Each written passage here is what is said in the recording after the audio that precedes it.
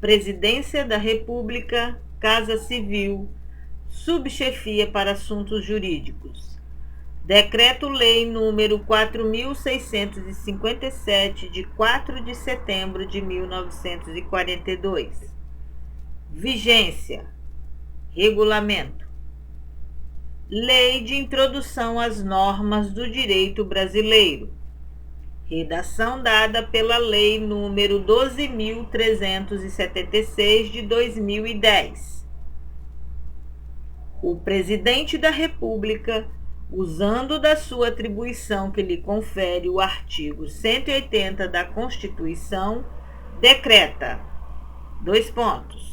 Artigo 1º. Salvo disposição contrária, a lei começa a vigorar em todo o país 45 dias depois de oficialmente publicada. Parágrafo 1º. Nos estados estrangeiros, a obrigatoriedade da lei brasileira, quando admitida, se inicia 3 meses depois de oficialmente publicada. Parágrafo 2º. Revogada pela Lei nº 12.036, de 2009. Parágrafo 3º. Se, antes de entrar a lei em vigor, ocorrer nova publicação de seu texto, destinada à correção, o prazo deste artigo e dos parágrafos anteriores começará a correr da nova publicação. Parágrafo 4º.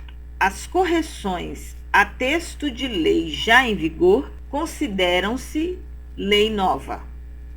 Artigo 2º. Não se destinando à vigência temporária, a lei terá vigor até que outra a modifique ou revogue. Parágrafo 1º.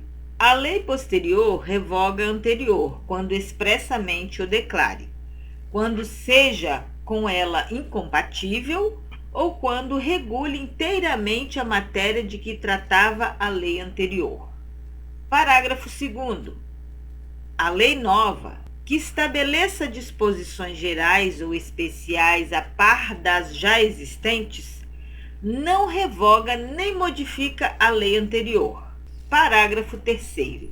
Salvo disposição em contrário, a lei revogada não se restaura por ter a lei revogadora perdido a vigência.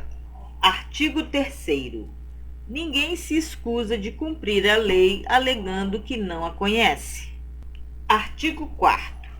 Quando a lei for omissa, o juiz decidirá o caso de acordo com a analogia, os costumes e os princípios gerais de direito. Artigo 5º. Na aplicação da lei, o juiz atenderá aos fins sociais a que ela se dirige e às exigências do bem comum. Artigo 6º. A lei em vigor terá efeito imediato e geral, respeitados o ato jurídico perfeito, o direito adquirido e a coisa julgada. Redação dada pela Lei nº 3.238 de 1957. Parágrafo 1º. Reputa-se ato jurídico perfeito o já consumado segundo a lei vigente ao tempo em que se efetuou, incluído pela Lei nº 3.238 de 1957. Parágrafo 2º.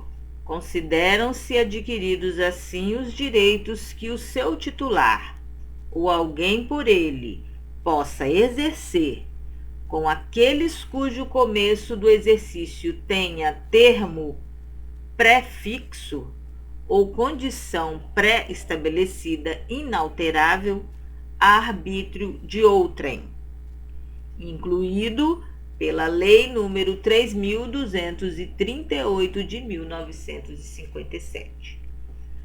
Parágrafo 3º. Chama-se coisa julgada ou caso julgado a decisão judicial de que já não caiba recurso. incluído pela Lei nº 3.238 de 1957. Artigo 7º. A lei do país em que domiciliada a pessoa determina as regras sobre o começo e o fim da personalidade, o nome, a capacidade e os direitos de família. Parágrafo 1º. Realizando-se o casamento no Brasil, será aplicada a lei brasileira quanto aos impedimentos, dirimentes e às formalidades da celebração. Parágrafo 2º. O casamento de estrangeiros poderá celebrar-se perante autoridades diplomáticas ou consulares do país de ambos os nubentes. Redação dada pela Lei nº 3.238 de 1957. Parágrafo 3º. Tendo os nubentes domicílio diverso, regerá os casos de invalidade do matrimônio a lei do primeiro domicílio conjugal. Parágrafo 4º. O regime de bens, legal ou convencional, obedece à lei do país em que tiverem os nubentes domicílio e, se este for diverso, a do primeiro domicílio conjugal. Parágrafo 5º. O estrangeiro casado que se naturalizar brasileiro pode, mediante expressa anuência de seu cônjuge, requerer ao juiz, no ato de entrega do decreto de naturalização, se apostile ao mesmo a adoção do regime de comunhão parcial de bens, respeitados os direitos de terceiros e dada esta adoção ao competente registro. Redação dada pela Lei nº 6.515 de 1977. Parágrafo 6º. O divórcio realizado no estrangeiro, se um ou ambos os cônjuges forem brasileiros, só será reconhecido no Brasil depois de 1 ano da data da sentença, salvo se houver sido antecedida de separação judicial por igual prazo. Caso em que a homologação produzirá efeito imediato, obedecidas as condições estabelecidas para a eficácia das sentenças estrangeiras no país. O Superior Tribunal de Justiça, na forma de seu regimento interno, poderá reexaminar, a requerimento do interessado, decisões já proferidas em pedidos de homologação de sentenças estrangeiras de divórcio de brasileiros, a fim de que passassem a produzir todos os efeitos legais. Redação dada pela Lei nº 12.036 de 2009. Parágrafo 7º. Salvo o caso de abandono, o domicílio do chefe da família estende-se ao outro cônjuge e aos filhos não emancipados, e o do tutor ou curador aos incapazes sob sua guarda. Parágrafo 8º. Quando a pessoa não tiver domicílio, considerar-se-á domiciliada no lugar de sua residência ou naquele em que se encontre.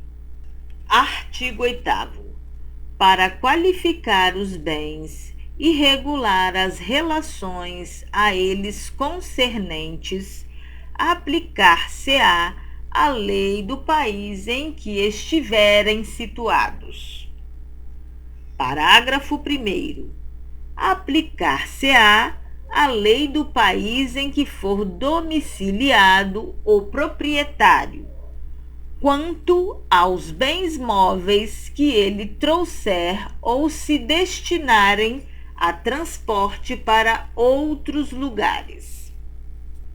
Parágrafo 2º. O penhor regula-se pela lei do domicílio que tiver a pessoa, em cuja posse se encontre a coisa apenhada.